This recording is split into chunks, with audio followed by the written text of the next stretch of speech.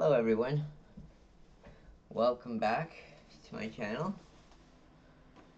My name is John Clayton. I'm a recovering drug addict and alcoholic, and I've been clean since February 21st, 2021.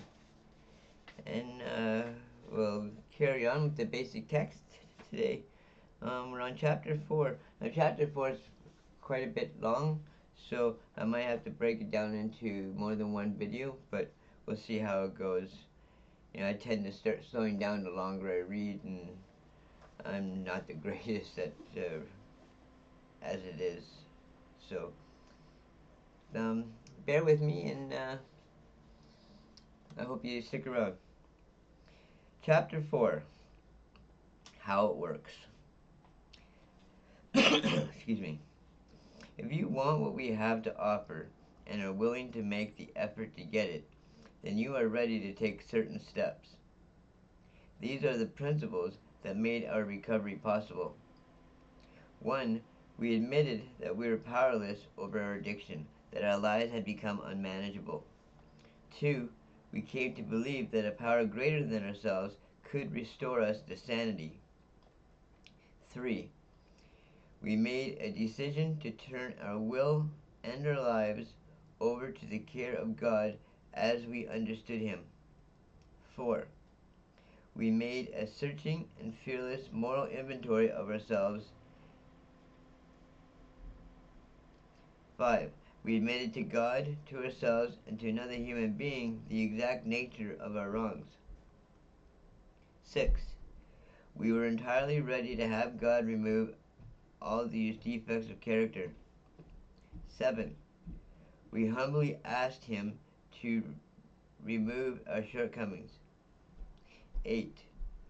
We made a list of all persons we had harmed and became willing to make amends to them all. 9. We made direct amends to such people wherever possible, except when to do so would injure them or others. 10. We continued to take personal inventory, and when we were wrong, promptly admitted it. 11. We sought through prayer and meditation to improve our conscious contact with God as we understood Him, praying only for knowledge of His will for us and the power to carry that out. 12. Having had a spiritual awakening as a result of these steps, we tried to carry this message to addicts and to practice these principles in all our affairs. This sounds like a big order, and we can't do it all at once. We didn't become addicted in one day, so remember, easy does it. There is one thing more than anything else that will defeat us in our recovery. This is an attitude of indifference or intolerance towards spiritual principles. 3 of these that are indispensable are honesty, open-mindedness, and willingness. With these, we are well on our way. We feel that our approach to the disease of addiction is completely realistic. For the therapeutic value of one addict helping another is without parallel. We feel that our way is practical, for one addict can best understand and help another addict. We believe that the sooner we face our problems within our society in everyday living, just that much faster do we become acceptable, responsible, and productive members of that society. The only way we keep from returning to active addiction is not to take that first drug. If you are like us, you know that 1 is too many and 1,000 never enough. We put great emphasis on this, for we know when we use drugs in any form or substitute one for another, we release our addiction all over again. Thinking of alcohol as different from other drugs has caused a great many addicts to relapse. Before we came to NA, many of us viewed alcohol separately, but we cannot afford to be confused about this. Alcohol is a drug. We are people with the disease of addiction who must abstain from all drugs in order to recover. These are some of the questions we have asked ourselves. Are we sure we want to stop using? Do we understand that we have no real control over drugs? Do we recognize that in the long run we didn't use drugs, they used us? Did jails and institutions take over the management of our lives at different times? Do we fully accept the fact that our every attempt to stop using or to control our using failed? Do we know that our addiction changed us into someone who didn't want to be dishonest, deceitful, self-willed, people at odds with ourselves and our fellow man? Do we really believe that we have failed as drug users? When we were using, reality became so painful that oblivion was preferable. We tried to keep other people from knowing about our pain. We isolated ourselves and lived in prisons that we built with loneliness.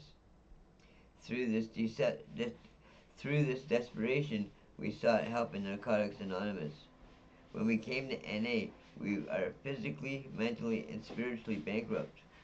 We have hurt so long that we are willing to go any length to stay clean. Our only hope is to live by the example of those who have faced our dilemma and have found a way out. Regardless of who we are, where we came from, or what we have done, we are accepted in NA. Our addiction gives us a common ground for understanding one another. As a result of attending a few meetings, we begin to feel like we finally belong somewhere. It is in these meetings that we are introduced to the 12 steps of Narcotics Anonymous. We learn to work the steps in order that they are written and to use them on a daily basis. The steps are our solution. They are our survival kit. They are our defense against addiction, which is a deadly disease.